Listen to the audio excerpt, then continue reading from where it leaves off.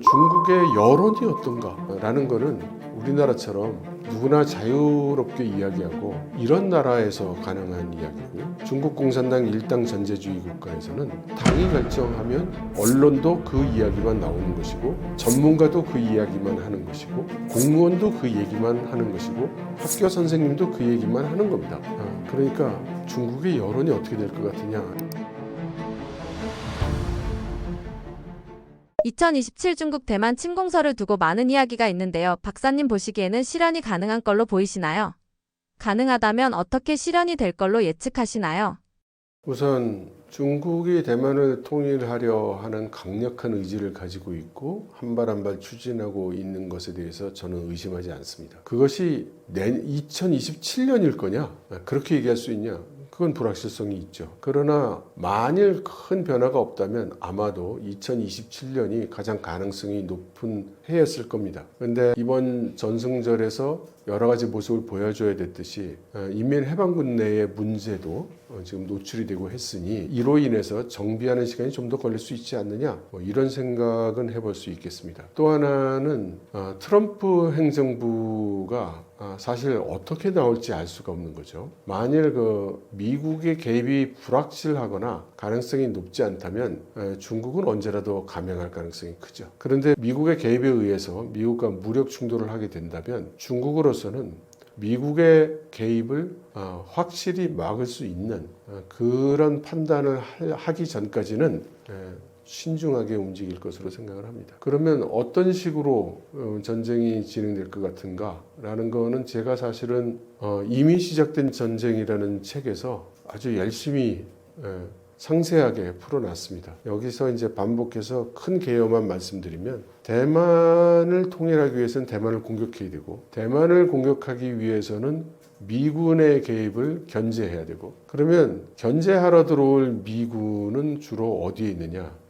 괌에 있고 오키나와에 있고 일본 영토에 있고 지금 필리핀의 기지들을 만들어서 거기에 들어오고 있고 그리고 한국에 잔뜩 있죠. 그래서 중국은 주한 미군과 주일 미군을 먼저 견제하는 작업을 할 거라고 저는 생각합니다. 그럼 어떻게 견제를 할 거냐? 일본에 대해서는 그래서 러시아와 함께 여러 가지 군사 훈련을 하고 있죠. 그래서 아마도 일본의 북부 지역에 사소한 소규모의 소요 사태를 일으키거나 또는 위협을 압박을 또는 도발을 할 가능성이 있다고 생각합니다. 그렇게 함으로써 일본 국민들이 주일 미군이 일본을 지켜야 한다. 이제 이런 여론을 하게 만들고 그다음 자위대가 일본 열도를 떠나서 자국을 지키지 않고 외국으로 나간다는 이제 그런 개념에 대해서 저항을 하도록 유도할 거다. 동시에 가장 근척 지점에 있는 주한 미군에 대해서 해야 되는데 주한 미군은 이미 중국이 대만을 공격한다면 즉시 참전하겠다고 이미 선언을 했습니다. 그러니 중국 입장에서는 주한 미군을 견제를 해야 되겠죠. 어떻게 견제하느냐는 건데 일단 시작은 북한을 이용한 소요 사태를 만드는 가능성이 크다고 생각합니다. 북한이 전쟁을 일으킨다기보다는 여러 가지 군사적으로 우리 한국을 긴장하게 만드는 상당한 규모의 그런 긴장감 조성이 있을 수 있다. 예를 들면 저희 대치하고 있는 군사 분계선의 남쪽 한계선 아래쪽으로 포격을 한다든가 만일 중국이 대만을 공격하기 시작한다면 주한 미군 기지도 공격에서 벗어날 수 어려울 것이다. 그렇다면은 평택항이라든가 오산 기지라든가 군산 기지라든가 우리 한반도 내에 있는 미군 기지가 200군데가 넘으니 그런 주요 미군 기지들에 대한 공격을 당한다면 우리나라로서는 거의 전 국토에 걸쳐서 공격을 당하는 이제 이런 위협에 처하게 되겠죠. 아마 준비되지 않은 상태에서 참전할 수밖에 없게 될 가능성이 크다고 생각합니다. 그렇게 돼서 아마도 중국이 대만을 공격하는 것에 대해서 미국, 일본, 한국 3개 군대가 동원될 가능성이 크다고 생각하죠. 중국의 높은 해외 의존도와 공산당 엘리트들의 미국 자산 문제가 대만 침공의 제약이 될 수 있나요?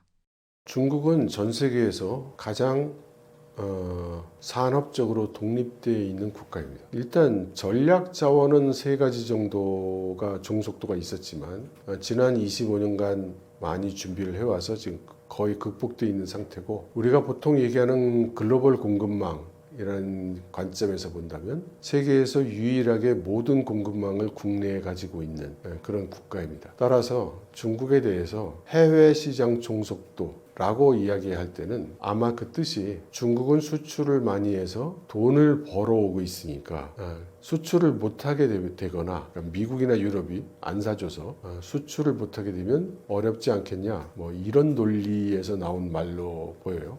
근데 지금 그 미국이 전 세계 무역 시장에서 수출에서 차지하는 비중이 한 10% 정도에 불과하고, 중국은 대미 수출 규모가 지난달에 보면은 전년 대비 뭐 30% 이상 줄었습니다. 33%인가 뭐 이렇게 줄었죠. 반면에 아프리카를 중심으로 해서 글로벌 사우스 시장에서는 매우 증가를 해서 합계로는 그 지난달에 전년 대비 수출이 20% 정도 늘었습니다. 그래서 질문의 의도가 어딨냐에 따라서 대답은 달라지겠지만, 중국 너는 공급망이 다른 나라 글로벌 시장에 종속되어 있는 게 있지 않니? 라는 그런 의미의 질문이라면 그건 질문이 잘못됐다. 중국은 종속되어 있지 않다. 그런데 만일에 수출 시장이 줄어드니 너는 큰일 나지 않았니? 이런 의미에서 하는 질문이라면 중국은 그에 대한 대비를 해와서 지금 수출에 관한 한 잘 대응하고 있다. 이렇게 말씀드려야 될 것 같습니다. 진 교수는 중국이 전면전보다는 해상 경제 봉쇄 같은 단계적 압박 방식을 선택할 가능성이 크다고 예측했는데요. 이런 봉쇄 전략이 현실적으로 얼마나 설득력이 있다고 보시나요?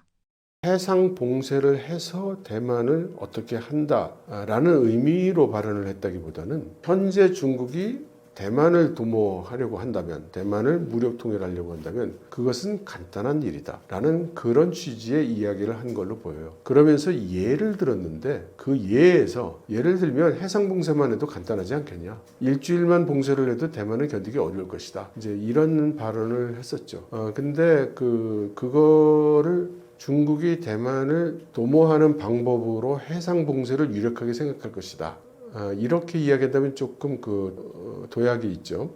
물론 과거 뭐 현재도 그렇고 적지 않은 전문가들이 중국이 대만을 압박하고 통일하려는 수단으로서 해상 봉쇄를 할 수 있다라는 이야기를 많이 하고 있습니다. 그래서 군사 작전을 할 때도 해상 봉쇄를 염두에 두고 훈련한 게 아니냐, 이제 이런 관측들도 많이 나왔고요. 저 개인적으로는 그 의견에 동의하지 않습니다.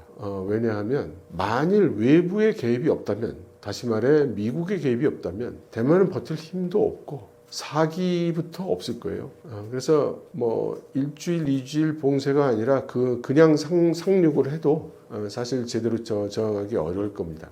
봉쇄를 한다는 것은 상당 시간을 투입한다는 얘기인데, 지금 그 미국의 항공모함 전대가 예를 들어 괌에서부터 대만 해협 근처까지 준비해서 오는데 2주 정도 걸리거든요. 그런데 그거를 더군다나 해군력과 공군력에서 미국에 대해서 많이 떨어지는 중국이 공해상에서 대만을 에워싸고 일주일이건 2주일이건 봉쇄를 하고 있는다.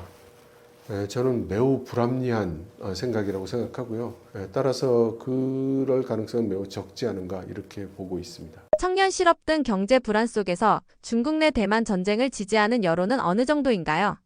중국에 사실 여론이라는 게 어떻게 돼 있는가라는 질문은 그 질문의 내용이 무엇이든 간에 대답하기가 어렵습니다. 왜냐하면 중국은 국영 언론밖에 없는 국가고 언론이 통제되고 있는 나라 아닙니까? 그러면 중국의 여론이 어떤가? 라는 거는 우리나라처럼 누구나 자유롭게 이야기하고 누구라도 자기 채널을 만들어서 자기가 하고 싶은 이야기를 하고, 이런 나라에서 가능한 이야기고요. 중국같이 중국 공산당 일당 전제주의 국가에서는 당이 결정하면 언론도 그 이야기만 나오는 것이고, 전문가도 그 이야기만 하는 것이고, 공무원도 그 얘기만 하는 것이고, 학교 선생님도 그 얘기만 하는 겁니다. 그러니까 중국의 여론이 어떻게 될 것 같으냐라는 질문은 사실 좀 하기 어렵죠. 굳이 대답한다면 모두 그건 뭐 껌이잖아, 뭐 이게 그 중국의 여론이라고 할 수 있습니다. 저는 중국에 대한 이야기를 여기저기서 많이 하고 다니는데요. 언제나 그 질문을 듣고 있노라면 어디선가 들었던 질문을 계속해서 수년간 반복해서 대답을 하고 있는 저 자신을 발견하게 됩니다. 왜 이런 현상이 있느냐면 우리가 중국을 너무 몰라서 그래요. 그들이 체제가 전혀 다르다는 것, 이데올로기가 전혀 다르다는 것, 생각하는 방식이 전혀 다르다는 것, 가치관이 전혀 다르다는 것, 정부가 움직이는 메커니즘이 전혀 다르다는 것, 이것을 이해를 못한 상태에서 단지 그들을 가리키는 단어가 같다고 해서, 예를 들어 중국 정부 그러면 우리나라 정부랑 똑같은 걸로 생각하는 거죠. 중국 공산당 그럼 우리 무슨 민주당이나 국힘당 똑같이 당이잖아, 정당이잖아, 이렇게 생각을 하는 거죠.